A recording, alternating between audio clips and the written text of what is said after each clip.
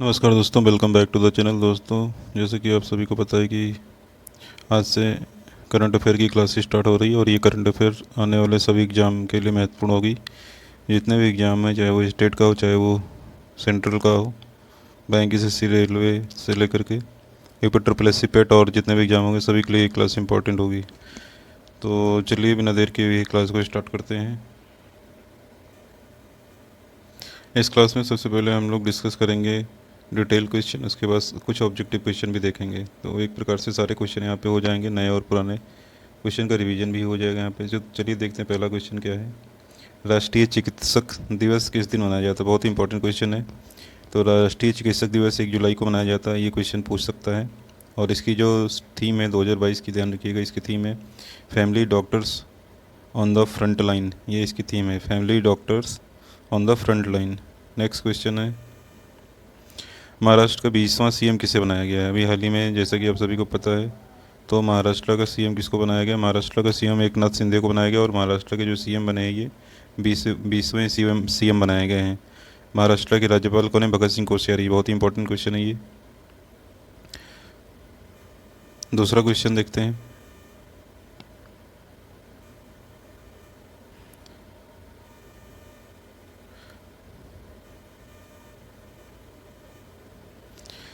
अभी हाल ही में GST council की बैठक हुई है। तो जीएसटी काउंसिल की कौन सी बैठक हुई है? 47th जीएसटी काउंसिल की बैठक हुई है।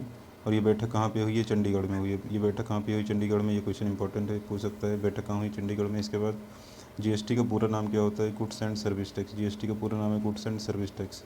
जीएसटी लागू कब से हुआ? जीएसटी लागू हुआ 1 जुलाई 2017 से और एक प्रकार का इनडायरेक्ट टैक्स होता है। जीएसटी लागू हुआ तो कौन सा संशोधन किया गया? ध्यान रखिएगा, 101वां संशोधन किया गया। और किस समिति की सिफारिश पर लागू हुआ? विजय केलकर समिति। तो महत्वपूर्ण क्वेश्चन है, जीएसटी से क्वेश्चन आए दिन किसी न किसी एग्जाम में पूछ लेता है। इसके बाद आगे देखते हैं, जीएसटी रेट कौन कौन सी हैं? कौन कौन सी रेट हैं जो जीएसटी के अंतर्गत आती हैं? तो 0%, 5%, 12%, 18%, 28%। वैसे 0% ये कोई रेट नहीं है, लेकिन अगर कोई चीज़ पैक करके बेची जाती है, कोई चीज़ पैक करके बेचा जाएगा तो उस पर जीएसटी जरूर लगेगा। जैसे कि अगर मिल्क की बात करें, मिल्क अगर विदाउट पैकिंग बेचा जाता है तो उस पर कोई जीएसटी या कोई टैक्स नहीं लगता। लेकिन जब अगर वो पैकेट में, जैसे अमूल हो गया, अमूल ब्रांड का मिल्क अगर लेते हैं तो पैक में आता है, ठीक है, तो वो एक कंपनी उसको प्रोड्यूस कर रही है, उत्पादित कर रही है, तो वहाँ पे वो जीएसटी लगेगा। तो ये जीएसटी के रेट होती हैं। जो सबसे हाई दर जो है वो 28% है। सबसे हाई रेट कौन सी है? 28%। जीएसटी में केंद्र और राज्य दोनों का हिस्सा होता है। जीएसटी में जो टैक्स आएगा, ध्यान रखिएगा, जीएसटी में उसमें आधा पैसा केंद्र लेगा, आधा राज्य लेगा जीएसटी में। तो सीजीएसटी है, सीजीएसटी और SGST, central goods and service tax and goods state goods and service tax. इसके बाद ये महत्वपूर्ण क्वेश्चन है,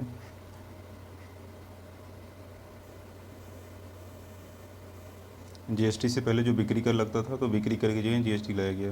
अगला क्वेश्चन है, ये क्वेश्चन लेखपाल के एग्जाम में भी पूछा गया था।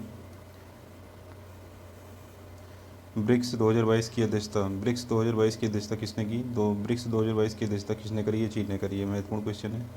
ब्रिक्स में कुल कितने देश शामिल हैं? तो ब्राज़ील, इंडिया, रसिया और चाइना, ये यहाँ पे देश शामिल हैं जो कि ब्रिक्स में आते हैं। ब्रिक्स देशों ने मिलकर के ही एक बैंक बनाई जिसका नाम है न्यू डेवलपमेंट बैंक। तो न्यू डेवलपमेंट बैंक की स्थापना कब की गई थी? 2014 में की गई थी। इसका हेडक्वार्टर कहाँ पे है? संघाई में है।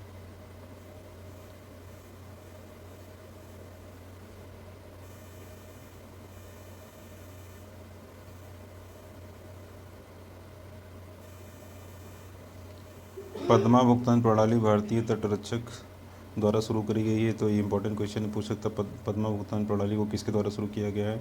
भारतीय तटरक्षक बल द्वारा शुरू किया। इंपॉर्टेंट क्वेश्चन है, बरिंदर सिंह जिनका अभी हाल ही में निधन हो गया, किसके से संबंधित थे? तो यहाँ की से संबंधित थे। औरंगाबाद का नया नाम क्या कर दिया गया? औरंगाबाद का नाम कर दिया गया संभाजी नगर। इसके बाद शहद प्रशिक्षण प्रयोगशाला कहाँ पे स्थापित की गई? ये नागालैंड में। अगला क्वेश्चन, डीआरडीओ ने एक हाई स्पीड एरियल टारगेट का परीक्षण किया है। ये भी क्वेश्चन पूछ सकता है कि किसने अभ्यास नामक हाई स्पीड एरियल टारगेट का परीक्षण किया? तो ये डीआरडीओ ने भी हाल ही में किया है। इंपॉर्टेंट क्वेश्चन है, DRDO defence research development organisation जिसका पूरा नाम है, उसका हेडक्वार्टर कहाँ पे है? इसका हेडक्वार्टर है नई दिल्ली में। इसका हेडक्वार्टर कहाँ पे है? नई दिल्ली में। अगला क्वेश्चन है ऑस्ट्रेलियन ओपन 2022। ऑस्ट्रेलियन ओपन 2022 में पुरुष विजेता कौन रहा? ऑस्ट्रेलियन ओपन 2022 में पुरुष विजेता राफेल नडाल और महिला विजेता रही हैं एशले बार्टी। नेक्स्ट क्वेश्चन, शीतकालीन ओलंपिक 2022 का आयोजन कहाँ पे हुआ? तो शीतकालीन ओलंपिक का आयोजन बीजिंग चाइना में हुआ है। इसका शुभंकर जो है विंग डुएन डुएन था। इसका शुभंकर था विंग डुएन डुएन। अगला क्वेश्चन है हैती सऊदी अरब ने पहली बार शीतकालीन ओलंपिक में भाग लिया। तो इम्पोर्टेंट क्वेश्चन है, पूछ सकता है कि कौन से देश हैं जिन्होंने पहली बार शीतकालीन ओलंपिक में भाग लिया? तो हैती और सऊदी अरब।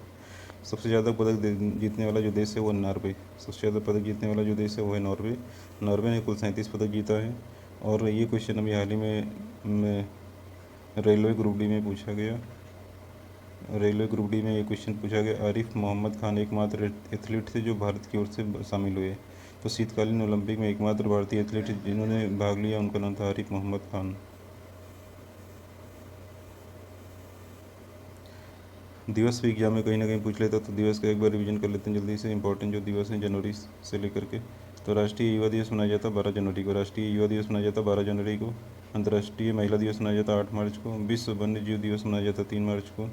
राष्ट्रीय विज्ञान दिवस मनाया जाता है 28 फरवरी को। विश्व कैंसर दिवस मनाया जाता है 4 फरवरी को। Important books UP triple S C में सीधे दिया हुआ इंपॉर्टेंट डेट्स एंड बुक्स, यहाँ से क्वेश्चन पूछ सकता है। तो यूपी ट्रिपल एस सी पेड के अलावा भी दूसरे एग्जाम में बुक्स और दिवस पूछ लेता है। तो किताब है टॉम्ब ऑफ सैंड। इसकी राइटर कौन है? गीतांजलि श्री। अटल बिहारी वाजपेयी, इसकी राइटर हैं सागरिका घोष। गोल्डन बॉय नीरज चोपड़ा, इसकी राइटर है नवदीप सिंह गिल। इंपॉर्टेंट हेडक्वार्टर की बात कर लेते हैं। इंपॉर्टेंट हेडक्वार्टर की अगर हम बात करें तो यूएनओ का हेडक्वार्टर कहाँ पे है? न्यूयॉर्क में। यूएनओ का हेडक्वार्टर कहाँ पे है? न्यूयॉर्क में है। यूनिसेफ का बहुत इंपॉर्टेंट क्वेश्चन है, कई बार एग्जाम में पूछ लेता है। इसका पूरा नाम है United nation children emergency fund, इसे यूनिसेफ कहते हैं। यूनिसेफ का हेडक्वार्टर है न्यूयॉर्क में। अगला क्वेश्चन है United nation security council, UNSC जिससे कहते हैं, यूएनएससी का हेडक्वार्टर कहाँ पे है? इसका भी न्यूयॉर्क में है। IMF international monetary fund, IMF का हेडक्वार्टर कहाँ पे? Washington DC.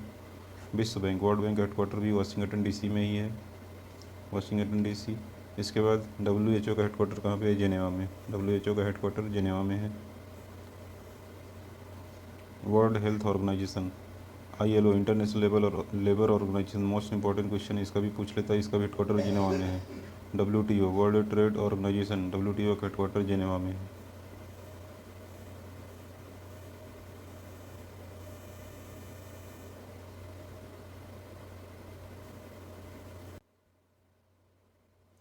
अब कुछ ऑब्जेक्टिव क्वेश्चन यहाँ पे देखते हैं। पहला क्वेश्चन है उत्तर प्रदेश के किस शहर में national cadet corps training centre खोला जाएगा, जिसे कहते हैं NCC।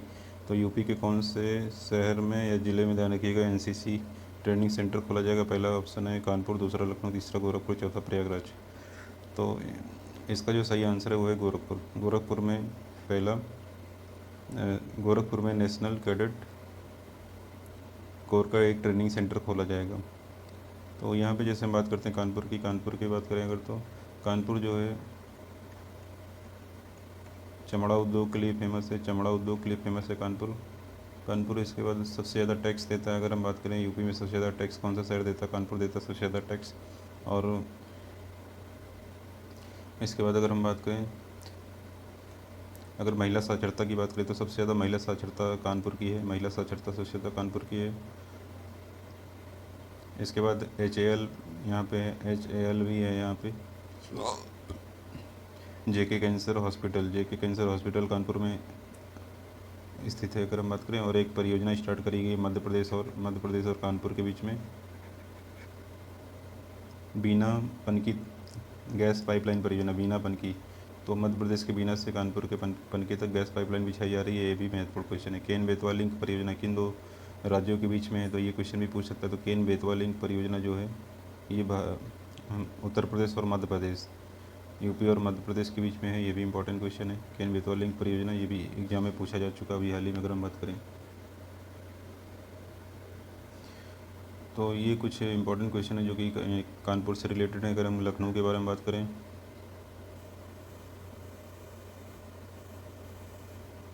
लखनऊ का भी कुछ इंपॉर्टेंट क्वेश्चन देख लेते हैं जो एग्जाम के पॉइंट ऑफ व्यू से महत्वपूर्ण पूछ सकता है। लखनऊ की अगर हम बात करें तो लखनऊ में साइंस सिटी, उसके बाद जैव प्रौद्योगिकी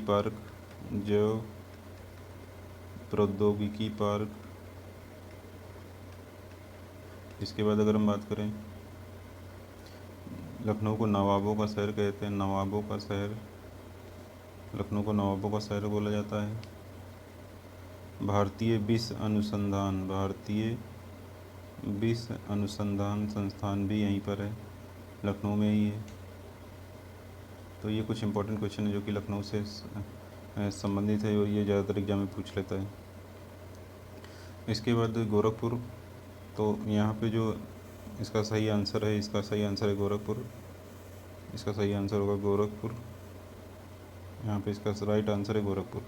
तो गोरखपुर की अगर हम बात करें तो पूर्वोत्तर रेलवे जोन का हेडक्वार्टर यहाँ पे स्थित है, पूर्वोत्तर रेलवे जोन का हेडक्वार्टर यहाँ पे स्थित है गोरखपुर में, महत्वपूर्ण क्वेश्चन है। इसके बाद अगर हम बात करें रेल रिपेयर कोच संस्थान भी यहाँ पे है, रेल रिपेयर कोच संस्थान गोरखपुर में ही है। राम प्रसाद बिस्मिल को यहाँ पे फांसी दी गई थी, गोरखपुर में, ये भी क्वेश्चन पूछ लेता है। राजकीय बौद्ध संग्रहालय गोरखपुर में, ये भी क्वेश्चन पूछ लेता है। इसके बाद गीता प्रेस का संपादन यहीं से होता था, गोरखपुर से, गीता प्रेस, क्योंकि इंपॉर्टेंट क्वेश्चन है, कई बार ये क्वेश्चन आ चुका है इससे। गोरखनाथ मंदिर भी यहाँ पे है गोरखपुर में। और खिचड़ी मेला के लिए फेमस है गोरखपुर, खिचड़ी मेला, तो ये यूपी जीके से संबंधित क्वेश्चन है जो कहीं ना कहीं एग्जाम में पूछ लेता है। इसके बाद प्रयागराज की बात करें तो प्रयागराज को संगम नगरी कहा जाता है, गंगा यमुना सरस्वती के संगम के लिए फेमस है। सबसे ज़्यादा आबादी वाला जिला भी है प्रयागराज अगर बात करें। इसके बाद सर्वाधिक विधानसभा सीट है प्रयागराज में, लगभग 12 विधानसभा सीट है। तो यूपी में सबसे ज़्यादा विधानसभा सीट वाला जिला है इलाहाबाद का किला है, इलाहाबाद का किला है जिसकी स्थापना करी थी अकबर ने। तो ये यहाँ से क्वेश्चन है जो कहीं ना कहीं यूपी जीके से संबंधित है। अगला क्वेश्चन है, यूपी में एससीआर में कुल कितने ज़िले शामिल किए जाएंगे? जैसे कि एनसीआर है, उसी प्रकार से एससीआर की स्थापना करी जाएगी।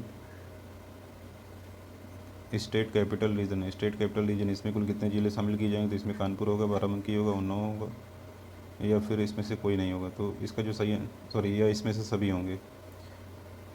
तो इसका जो सही आंसर है इसमें से सभी सही है, मतलब कानपुर, बाराबंकी, उन्नाव, इन सभी को मिला करके एससीआर बनाया जाएगा। एससीआर जिसका पूरा नाम होगा, ध्यान रखिएगा, राज्य राजधानी क्षेत्र, या इसे इंग्लिश में बोलेंगे स्टेट कैपिटल रीजन, इसी को बोलेंगे स्टेट कैपिटल रीजन। यहाँ पे बाराबंकी से रिलेटेड एक क्वेश्चन पूछ लेता है।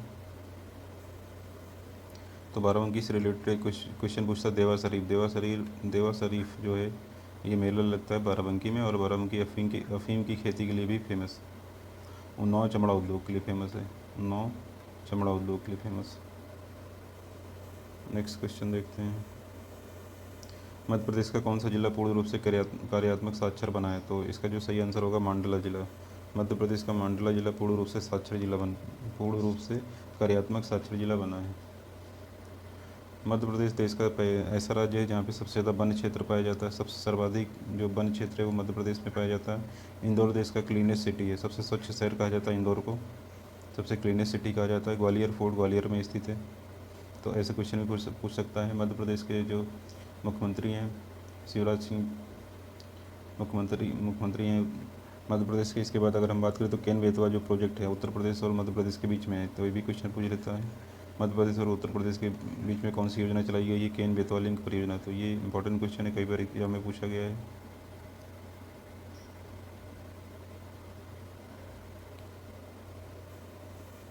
नेक्स्ट क्वेश्चन देखते हैं। बांग्लादेश में भारत का राजदूत किसे नियुक्त किया गया? अभी हाल ही में बांग्लादेश में भारत का राजदूत किसे नियुक्त किया गया? Option A Ramesh Singh, option B Pranay Verma, option C Suresh Verma, option 4 Bhupendra Singh. तो इसका जो सही आंसर है ऑप्शन 2 प्रणय वर्मा को बांग्लादेश का राजदूत नियुक्त किया गया। अगर बांग्लादेश की बात करें तो बांग्लादेश की राजधानी है ढाका, बांग्लादेश की करेंसी है टका। बांग्लादेश की जो प्रधानमंत्री उनका नाम है शेख हसीना का अगले महीने भारत का दौरा होने वाला है, भारत की विजिट करने वाली है शेख हसीना। अगर हम बात करें भारत और बांग्लादेश के बीच में 2 ट्रेन चलाई गई हैं, 2 ट्रेन हैं, एक का नाम है मिताली एक्सप्रेस और एक है मैत्री एक्सप्रेस। मिताली और मैत्री एक्सप्रेस दोनों ट्रेन जो है भारत और बांग्लादेश के बीच में चलती हैं। मुख्यमंत्री नाश्ता योजना किस राज्य सरकार ने प्रारंभ किया है? मुख्यमंत्री नाश्ता योजना किस राज्य सरकार के द्वारा प्रारंभ किया गया है? Option A Uttar Pradesh, option B Paschim Bengal, option 3 Delhi, option 4 Madhya Pradesh या फिर तमिलनाडु। तो इसका जो सही आंसर होगा वो होगा तमिलनाडु। इसका सही आंसर होगा तमिलनाडु। अगर हम बात करें उत्तर प्रदेश के सीएम योगी आदित्यनाथ हैं। उत्तर प्रदेश के मुख्यमंत्री सीएम आदित्यनाथ और आनंदीबेन पटेल यहाँ की राज्यपाल हैं। आनंदीबेन पटेल यहाँ की राज्यपाल हैं। इसके बाद पश्चिम बंगाल की अगर हम बात करें तो ममता बनर्जी यहाँ की मुख्यमंत्री हैं। जगदीप धनखड़ पहले यहाँ के राज्यपाल थे, लेकिन अभी वो उपराष्ट्रपति बना दिए गए हैं। तो अभी यहाँ के राज्यपाल हैं ला गणेशन। पश्चिम बंगाल के राज्यपाल हैं ला गणेशन। इसके बाद दिल्ली के मुख्यमंत्री अरविंद केजरीवाल है और यहाँ के राज्यपाल हैं विनय कुमार सक्सेना। यहाँ पे यहाँ के लुटियन गवर्नर हैं विनय कुमार सक्सेना। तो अभी हाल ही में चेंज हुए थे, इसको ध्यान रखना है। अनिल बैजल की जगह ये आए हैं विनय कुमार सक्सेना जी। इसके बाद अगर हम बात करें मध्य प्रदेश के जो मुख्यमंत्री शिवराज सिंह चौहान, इसके पहले बताया, और यहाँ के जो गवर्नर हैं मंगू भाई पटेल। एमपी के गवर्नर का नाम मंगू भाई पटेल। तमिलनाडु के सीएम हैं MK स्टालिन और यहाँ के जो राज्यपाल हैं उनका नाम RN रवि यहाँ के राज्यपाल हैं। अभी हाल ही में किस बैंक ने पटना में अपना करेंसी चेस्ट स्थापित किया? Option A SBI, option B HDFC, option 3 है यहाँ पे बंधन बैंक और ऑप्शन 4 है ICICI बैंक। तो इसका जो सही आंसर होगा बंधन बैंक। इसका जो सही आंसर है बंधन बैंक। करेंसी चेस्ट एक ऐसा सनद है जहाँ पे करेंसी को सुरक्षित रखा जाता है। तो इसका जो सही आंसर है बंधन बैंक। अगर हम बात करें SBI की स्थापना 1 जुलाई 1955 में हुई थी। 1 जुलाई 1955 SBI बना था। SBI का हेडक्वार्टर जो है ये मुंबई में है और SBI के जो चेयरमैन उनका नाम दिनेश कुमार खरा। SBI की टैगलाइन है with you all the way, ये इसकी टैगलाइन है। और 3 प्रेसिडेंसी बैंकों को मिलाकर के इंपीरियल बैंक बनाया गया था और उसी के बाद उसी का नाम बदल के स्टेट बैंक ऑफ इंडिया रखा गया। इसके बाद अगर हम बात करें HDFC बैंक हाउसिंग लोन देने वाली सबसे बड़ी बैंक है।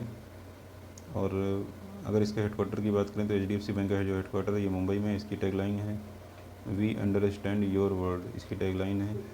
इसके बाद बंधन बैंक की अगर बात करें तो बंधन बैंक का जो हेड ऑफिस है ये कोलकाता में है और इसकी टैगलाइन है आपका भला सबकी भलाई। आपका भला सबकी भलाई। इसके बाद है ICICI बैंक का हेडक्वार्टर कहाँ पे? मुंबई में है और इसकी टैगलाइन है हम हैं ना।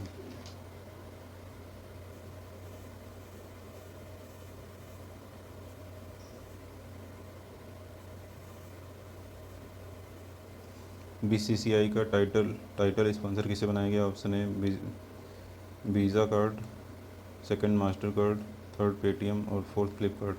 तो इसका जो सही आंसर होगा मास्टर कार्ड। BCCI का जो पूरा नाम है the board of control for cricket in India, ये BCCI का पूरा नाम है। BCCI के जो चेयरमैन हैं उनका नाम है सौरभ गांगुली और इसके जो सेक्रेटरी हैं उनका नाम है जय शाह।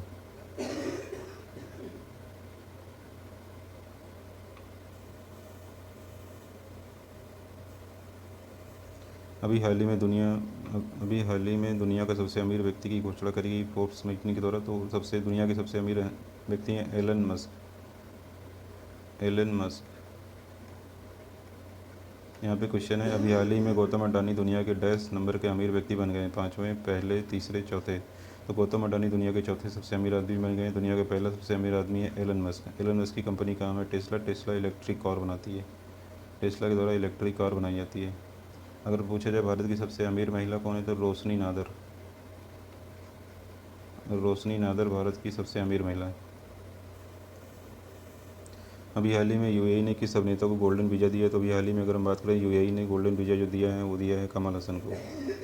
इसके बाद अगर हम बात करें नेक्स्ट क्वेश्चन की, अभी हाल ही महाराष्ट्र के CM एकनाथ शिंदे बने, वह किस रैंक के CM बने? चौथे नंबर के CM बने? तो 20वें बने।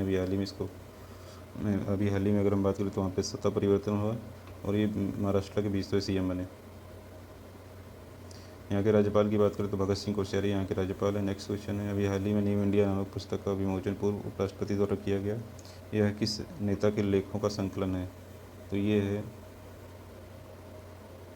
ऑप्शन ए है Narendra Modi, option B Arun Jaitley, option third है मुलायम सिंह और ऑप्शन फोर्थ है यहाँ पे अरविंद केजरीवाल। तो इसका जो सही आंसर होगा अरुण जेटली।